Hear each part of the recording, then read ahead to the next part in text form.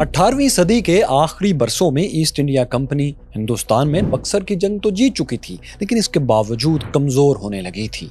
इतनी कमज़ोर कि हिंदुस्तान पर कब्जा रखना तो दूर की बात, कंपनी डिफ़ॉल्ट ही कर गई। इस मौके पर इंग्लिश शहंशाह जॉर्ज III भी सर पकड़ कर बैठ गया कि अगर कंपनी हिंदुस्तान में नाकाम हुई तो हिंदुस्तान से आने वाला मालो दौलत भी रुक जाएगा। अगर ये रुक गया तो ब्रिटिश एम्पायर भी डिफ़ॉल्ट कर जाएगी। कंपनी को बचाना ब्रिटिश एम्पायर के लिए अपनी जिंदगी का मसला बन गया। दूसरी तरफ हिंदुस्तान में मरहटे, सुल्तान टीपू और निज़ाम हैदराबाद इकट्ठे होकर अंग्रेजों के खिलाफ लड़ने की तैयारी करने लगे, बिल्कुल ऐसे जैसे उन्हीं वर्षों में 13 अमेरिकी कॉलोनीज जॉर्ज वाशिंगटन की क़यादत में ब्रिटिश एम्पायर के खिलाफ लड़ने लगी थी। तीन ताकतों का ये हिंदुस्तानी अलायंस फिर क्यों न बन सका? बंगाल का कहत क्यों ईस्ट इंडिया कंपनी के लिए मौत भी बना और फिर जिंदगी भी? मैं हूं फैसल उड़ाइच और देखो सुनो जानो की mini series east India company की चौथी किस्त में हम आपको यही सब दिखाएंगे।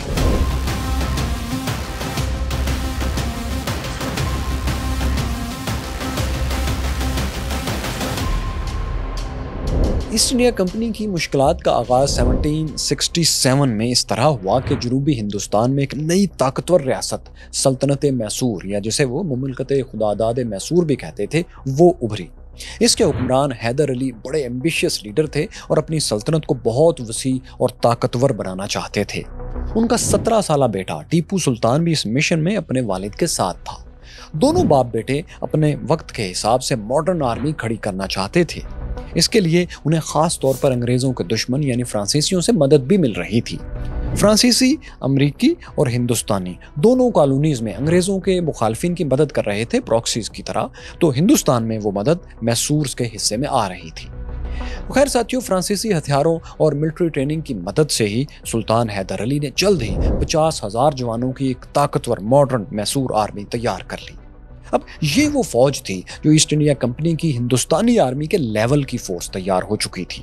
फिर इसके पास इक्विपमेंट भी बेहतर था, यानी मैसूर आर्मी के पास रॉकेट्स तक थे जिन्हें ये ऊंटों पर लाद कर कम फासले से अटैक कर सकते थे। इस जबरदस्त जंगी ताकत के साथ सुल्तान हैदर अली और टीपू सुल्तान ने 1767 में ईस्ट इंडिया कंपनी के खिलाफ ऐलान जंग कर दिया। दोस्तों, यहाँ से वो लड़ाइयाँ शुरू होती हैं जिन्हें फर्स्ट एंग्लो मैसूर वॉर कहा जाता है। लड़ाइयों के सिलसिले के आगाज में मैसूर ने अंग्रेजों को खूब मार लगाई। एक बार टीपू सुल्तान बड़े फौजी दस्ते के साथ अंग्रेजों के मद्रास वाले किले पर जा पहुंचे। उन्होंने मद्रास के करीब S.T. थॉम्स पर बने अंग्रेजों के बंगले भी जला डाले। इन बंगलों में मद्रास के गवर्नर और उनकी कौंसिल के जो लोग रहते थे वो बहुत मुश्किल से जान बचा पाए, क्योंकि वो बर वक्त किले के अंदर पहुंचने में कामयाब हो गए थे। अलबत्ता इस लड़ाई में टीपू सुल्तान किला फतह नहीं कर सके, मगर दोनों ग्रुप्स में झड़पें खत्म नहीं हुई। दोनों तरफ से हमले और बचाव होते रहे, अटैक्स और काउंटर अटैक्स होते रहे, और इन हमलों में अक्सर सल्तनत मैसूर का पलड़ा भारी रहता था। ऐसे में अंग्रेजों से फैसलाकुन जीत के लिए जरूरी था कि सुल्तान हैदर अली अंग्रेजों के किले मद्रास पर कब्जा कर लें और उन्हें भगा दें, या फिर अंग्रेज मैसूर के मरकज सरंगापटम पर कब्जा करके मैसूर की सल्तनत को ही खत्म कर दें, या वहां किसी अपने कठपुतली हुक्मरान को बिठा दें। तो क्या हुआ कि 1769 में सुल्तान हैदर अली ने मद्रास पर सरप्राइज अटैक करके फैसलाकुन शिकस्त देने का फैसला कर लिया। यह अटैक एक ऐसे वक्त में होना था जब किले में अंग्रेजों की तादाद बहुत कम थी। गालिबन सुल्तान के पास खुफिया इत्तला पहुंच चुकी थी कि यही हमले का बेहतरीन वक्त है। सुल्तान ने चंद हजार चुने हुए बहादुरों को साथ लिया और अचानक मद्रास किले की दीवारों के बाहर पहुंच गए। अंग्रेजों ने ये मंजर देखा तो उनके होश उड़ गए, क्योंकि उनके पास इनके मुकाबले की ताकत ही नहीं थी। अपनी यकीनी शिकस्त देखते हुए उन्होंने सुल्तान की बर्तरी तस्लीम कर ली और सुलह की कुछ शराइत पेश की जो कि सुल्तान की फेवर में थी। सुल्तान को भी बगैर जंग के अपने मुतालबात तस्लीम होते नजर आए तो उन्होंने किले पर कब्जा नहीं किया, वो सुलह पर तैयार हो गए। इसके बाद पहली एंग्लो मैसूर वॉर खत्म हो गई।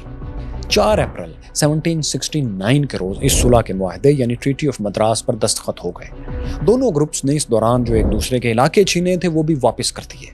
इस मुआहदे की एक शिक ये थी कि अगर मैसूर पर या अंग्रेजों पर किसी तीसरे फरीक की तरफ से यानी मरहट्टों वगैरह की तरफ से हमला होगा तो दोनों एक दूसरे की मदद को आएंगे। लेकिन इस शिक पर अमल नहीं हो सका, क्योंकि कुछ अरसे बाद जब हैदर अली और मरहट्टों के दरमियान कुछ झड़पें हुई तो अंग्रेज मैसूर की मदद के लिए नहीं आए। इसका नतीजा ये हुआ कि दोनों में ट्रीटी ऑफ मद्रास जो हुई थी वो टूट गई।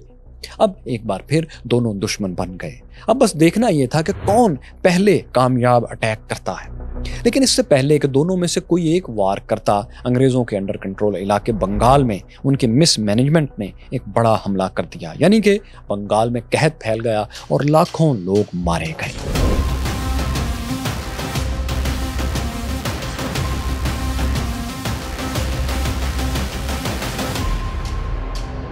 کیورس فیلوز، جب فرسٹ اینگلو میسور وار ختم ہو رہی تھی تو بنگال خشک سالی کی لپیٹ میں آ چکا تھا۔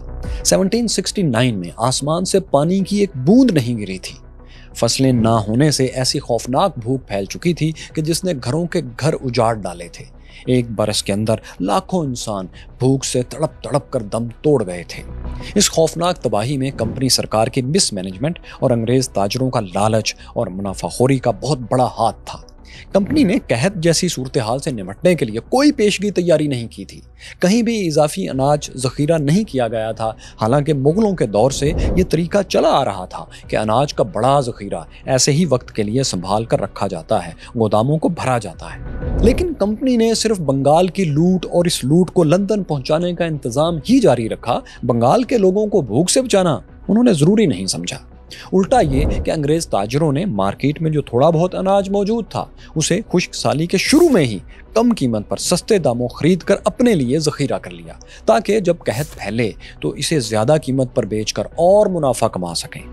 کہتے ہیں کہ انگریز تاجر 1 روپے کے بدلے میں تقریباً 130 کلو گرام چاول خرید رہے تھے، اور پھر جب قحط پھیلا تو قحط کے دنوں میں اتنی ہی مقدار کے چاولوں کو انہوں نے 9 سے 10 گنا قیمت پر فروخت کیا۔ یہی وجہ ہے کہ بنگال میں جب قحط تھا تو ایک برس میں 10 لاکھ پاؤنڈ تک کی رقم بنگال سے لندن منتقل کی گئی۔ سرکاری گوداموں میں بھی کچھ اناج بچا ہوا پڑا تھا، لیکن اسے بھی عوام کو نہیں دیا گیا، بلکہ صرف برٹش آرمی کے سولجرز کے لیے اس کو بچایا گیا، عوام کے لیے کچھ بھی نہیں کیا گیا۔ اس پر کمپنی نے مزید ظلم یہ کیا کہ قحط کی وجہ سے بنگال کے عوام ٹیکس دینے کے تو قابل نہیں رہے تھے، لیکن کمپنی نے لندن میں اپنے سٹیک ہولڈرز کو نقصان سے بچانے کے لیے بنگالیوں سے زبردستی پیسہ وصول کرنا جاری رکھا۔ کمپنی کے ہندوستانی سپاہی گاؤں گاؤں جاتے تھے اور لوگوں سے گن پوائنٹ پر ٹیکس چھین کر لے آتے تھے۔ جو کوئی ٹیکس دینے سے انکار کرتا اسے وہیں سب کے سامنے پھانسی پر لٹکا دیا جاتا۔ ان دنوں بنگال میں گاؤں کے گاؤں قطار در قطار ایسے بن گئے تھے جہاں درختوں پر اور ٹکٹکیوں پر لاشیں لٹکی ہوتی تھیں۔ بنگال کے قحط نے 20 لاکھ تک 3 ملین تک انسانوں کی جانیں لے لی۔ مرشد آباد اور کلکتہ میں اتنی لاشیں جمع ہو گئی تھیں کہ انہیں دفن کرنے والا کوئی نہیں تھا۔ چنانچہ کمپنی کے ملازمین انہیں اٹھا اٹھا کر دریائے ہگلی میں پھینکتے رہے۔ کچھ ہی عرصے میں یہ دریا بھی لاشوں سے بھر گیا۔ اس ظلم سے بنگال تو ظاہر ہے برباد ہو رہا تھا، لیکن کمپنی سٹیک ہولڈرز کو پروفٹ مل رہا تھا، اسی لیے 1 ملین پاؤنڈز کا منافع لندن ٹرانسفر انہی دنوں میں کیا گیا۔ اب ایسٹ انڈیا کمپنی بھی اس قحط کے اثرات سے بہت زیادہ دیر بچ نہیں پائی۔ وہ اس طرح کہ لندن کے پرنٹ میڈیا کے اداروں نے جیسے جینٹل مینز میگزین اور لندن پوسٹ وغیرہ میں ایسٹ انڈیا کمپنی کی لوٹ مار اور جرائم کی خبریں چھپنے لگیں۔ ان خبروں کا اثر یہ ہوا کہ کمپنی کے سیاسی رائیولز کو لندن میں اپنی پاور کی فکر پڑ گئی۔ انہیں پریشانی ٹھہر گئی کہ کمپنی اپنی بے پناہ ناجائز دولت کی مدد سے کہیں برطانیہ میں پارلیمنٹ پر قبضہ ہی نہ جما لیں، مطلب طاقتور لابیز کی طرح رشوتیں دے کر ارکان پارلیمنٹ کو خریدنے اور الیکشن جیتنے میں ہی ناکامیاب ہونے لگ جائیں۔ اگر ایسا ہوتا تو برطانوی پارلیمنٹ ایسٹ انڈیا کمپنی کی غلام بن کر رہ جاتی۔ سابق وزیر اعظم ولیم پٹ نے ہاؤس آف لارڈز میں دہائی دی کہ کمپنی اپنی دولت سے برطانوی پارلیمنٹ کو کرپٹ کرنے کی کوشش کر رہی ہے۔ وہ ایشیا کی دولت کے ساتھ وہاں کے حکومتی طور طریقے بھی ہمارے ہاں لانا شروع ہو گئی ہے۔ وہ گورے لوگ جن کی جڑیں اب یہاں نہیں رہیں، وہ غیر ملکی سونے سے یعنی گولڈ لا کر اس کے بل بوتے پر پارلیمنٹ میں گھس رہے ہیں۔ برطانوی اخبارات کو بھی اس سب کے بعد اپنی ویلیوز کی صرف اپنے ہاں فکر پڑ گئی۔ اپریل 1772 میں جینٹل مینز میگزین نے لکھا کہ ایسٹ انڈیا کمپنی نے جس طرح ہندوستان کی زمینوں پر مقامی بے گناہ لوگوں کا خون بہایا ہے، وہ یہی ظلم و ستم ہماری سرزمین پر برطانیہ میں بھی کر سکتی ہے۔ کمپنی کے خلاف ایسے ہی کنسرنز کے ساتھ تھیٹر ڈرامے بھی بننے لگے اور اس طرح وہاں سلسلہ چل پڑا۔ مطلب تاج برطانیہ کی ایلیٹ کلاس کی پاور سٹرگل میں کمپنی کے خلاف ایک کیس بن گیا تھا۔ اس طرح برطانوی بادشاہ جارج 3 کو بھی ایک فکر ستانے لگی کہ اگر کمپنی اسی طرح لوٹ مار اور قتل عام کرتی رہی تو کہیں ہندوستان کے لوگ بغاوت کر کے انگریزوں کو بھگا ہی نہ دیں۔ اس کا یہ کنسرن اس لیے تھا کہ وہ کہا کرتا تھا کہ مجھے یقین ہے ہماری قوم کی حقیقی عظمت ہندوستان سے آنے والی دولت پر ہی منحصر ہے۔ ہمارا ملک جو قرضوں میں ڈوب رہا ہے، زیادہ تر جس میں اندرونی قرضے تھے ان میں ڈوب رہا ہے، ہندوستان کی دولت ہی ہمیں ان قرضوں سے نکالنے میں مدد دے سکتی ہے۔ تو یہ شہنشاہ جارج III کہا کرتا تھا۔ جس وقت ساتھیوں برطانیہ میں کمپنی کے خلاف یہ بحث چل رہی تھی تو کمپنی کو قدرت کا انتقام بھی برداشت کرنا پڑا، سہنا پڑا۔ وہ یوں کہ اندھا دھند قتل و غارت اور قحط کی وجہ سے کمپنی کے لیے زبردستی ٹیکس وصول کرنا بھی ناممکن ہو گیا۔ ظاہر ہے لوگوں کے پاس کچھ ہوتا، لوگ زندہ رہتے تو ٹیکس دیتے نا۔ کیا ہوا کہ بنگال کے قحط اور کچھ چائے کے کاروبار میں نقصانات کی وجہ سے 1772 میں 1772 میں کمپنی دیوالیہ ہو گئی، ڈیفالٹ کر گئی۔ جب ڈیفالٹ کی خبریں پھیلیں تو محض ایک ماہ میں اس کا اسٹاک ریٹ 60 پوائنٹ تک نیچے آ گیا۔ ظاہر ہے کمپنی کے انٹرنیشنل ادارہ تھا، جب یہ ڈیفالٹ کیا تو وہ بینکس جو اس سے منسلک تھے، جنہوں نے اسے قرض دیا تھا یا اس کے شیئر ہولڈرز تھے، اس کے ساتھ کاروبار کر رہے تھے، ان کو بھی تالے لگنے لگے۔ پھر صرف لندن ہی میں نہیں بلکہ یورپ کے کئی ممالک بھی اسی لپیٹ میں آئے اور محض ایک ماہ کے اندر 30 یورپین بینکس ڈیفالٹر لسٹ میں شامل ہو گئے۔ کمپنی بہادر دھول چاٹنے پر آ گئی، لیکن یہ صورتحال جہاں کمپنی کے لیے خطرناک تھی، وہیں اگر کمپنی کو بچانے کے لیے بڑی رقم نہ مل جاتی تو تاج برطانیہ، برٹش امپائر بھی ختم ہو سکتی تھی۔ وہ کیوں اور کیسے؟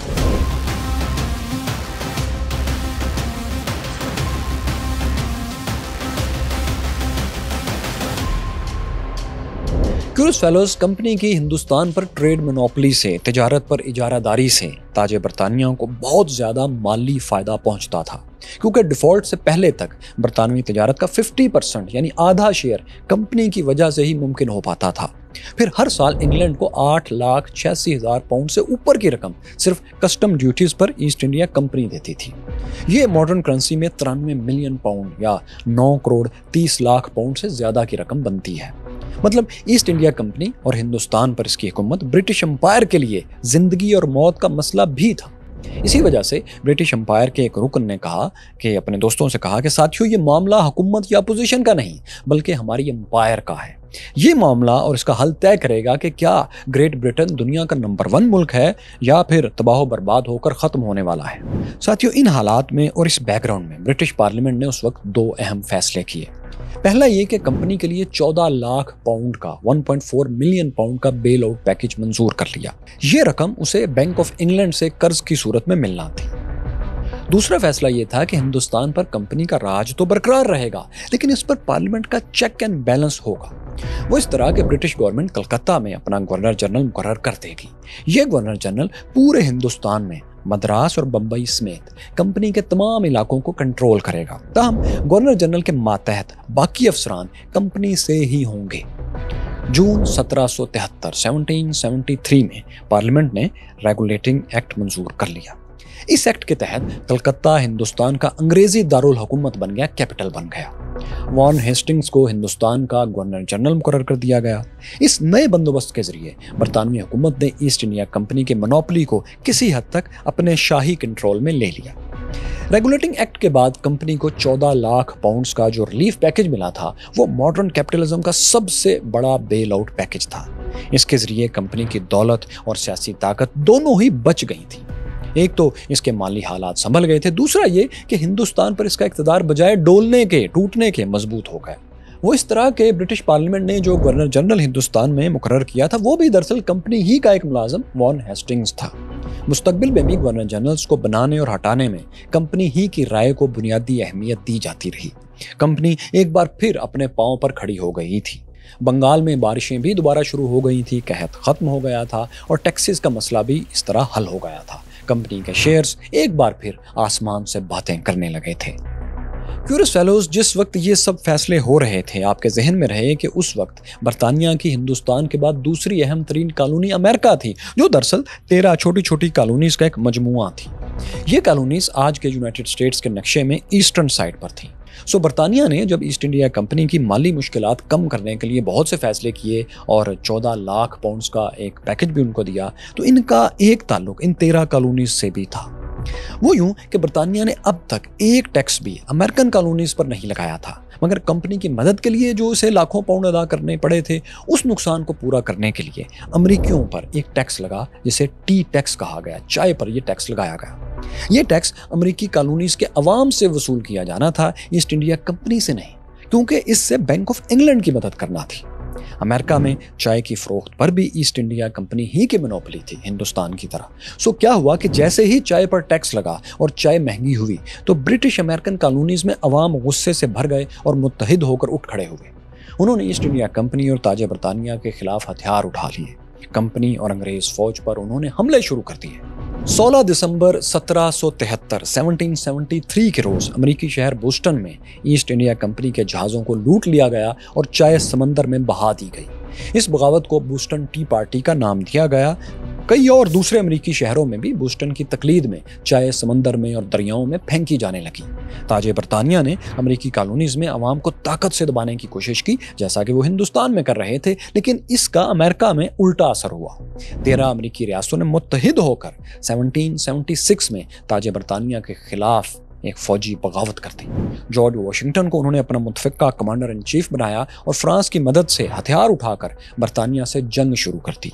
फ्रांस चूंकि आप जानते हैं बरतानिया का इंटरनेशनल राइवल था, इसलिए वो अमेरिका और हिंदुस्तान में दोनों जगह तकरीबन हर जगह बरतानिया के दुश्मनों को मदद फराहम करने के लिए तैयार रहता था।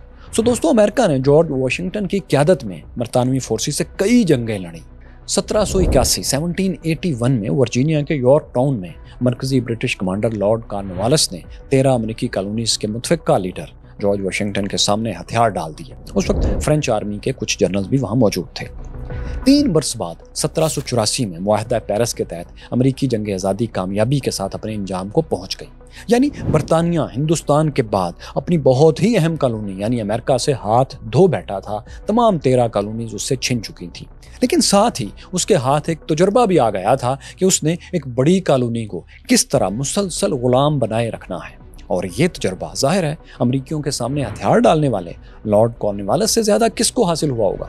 सो क्या होता है कि 5 साल बाद बरतानिया ने इसी लॉर्ड कॉर्नवालिस को हिंदुस्तान में गवर्नर जनरल बनाकर भेज दिया। ये वक्त वो था जब हिंदुस्तान में अगर सियासी मैच्योरिटी और इत्तेहाद का जज्बा होता तो अमेरिका की तरह हिंदुस्तान से भी फ्रांसीसियों की मदद से अंग्रेजों को निकाला जा सकता था। मगर इन्हीं बरसों में 3 बड़ी इंटरनेशनल तब्दीलियां आ चुकी थीं, जिनकी वजह से हिंदुस्तानी लोग अमेरिकी कॉलोनीज की तरह गोरे बैरूनी आकाओं से जंग आज़ादी नहीं लड़ सके। ये 3 बड़ी तब्दीलियां क्या आई थी?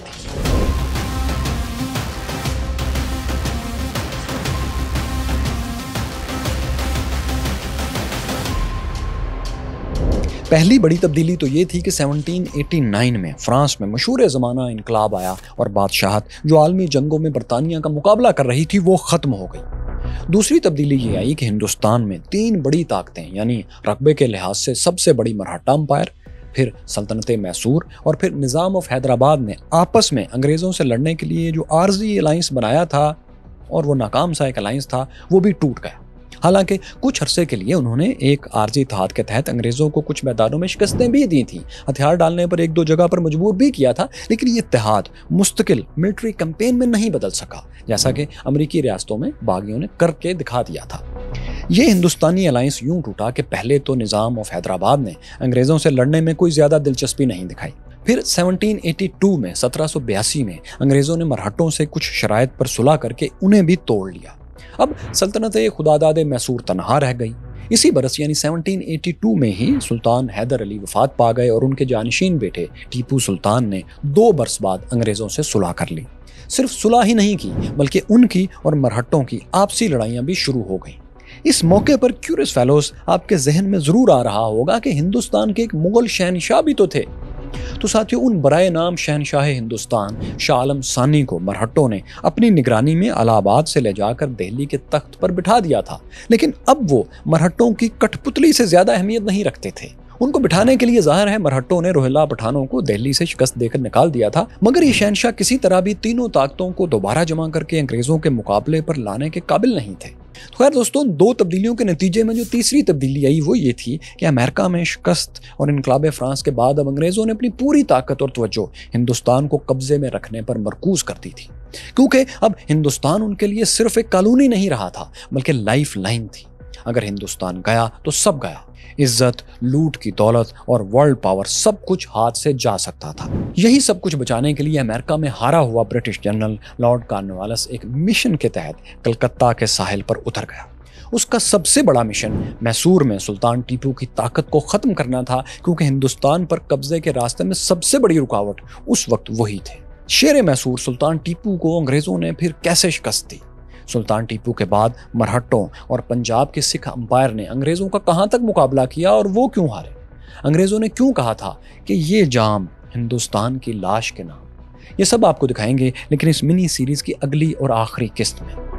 ساتھیو، اس قسط میں ہم نے امریکہ میں جنگ آزادی کی مختصراً بات کی ہے، جبکہ امریکہ کی دریافت سے ہزاروں سال پہلے کی کہانی، پھر امریکہ کیسے دریافت ہوا، نیٹو لوگوں کے ساتھ برطانوی لوگوں نے اور فرانسیسیوں نے اور ہسپینش نے کیا سلوک کیا، وہ ساری کہانی، اور پھر امریکن جنگ آزادی سے لے کر اب تک ڈونلڈ ٹرمپ اور جو بائیڈن تک کی امریکن ہسٹری ہم ایک زبردست ڈاکومنٹری میں آپ کے لیے بنا چکے ہیں۔ یہ ڈاکومنٹری اگر آپ نے مس کر دی ہے تو آپ یہاں ٹچ کر کے دیکھ سکتے ہیں۔ یہاں دیکھیے کہ فرانسیسی انقلاب کیا تھا اور اس نے دنیا کو کیسے بدلا، اور یہاں جانیے کہ آخر ایسٹ انڈیا کمپنی ہندوستان میں قدم جمانے میں کامیاب کیسے ہوئی تھی۔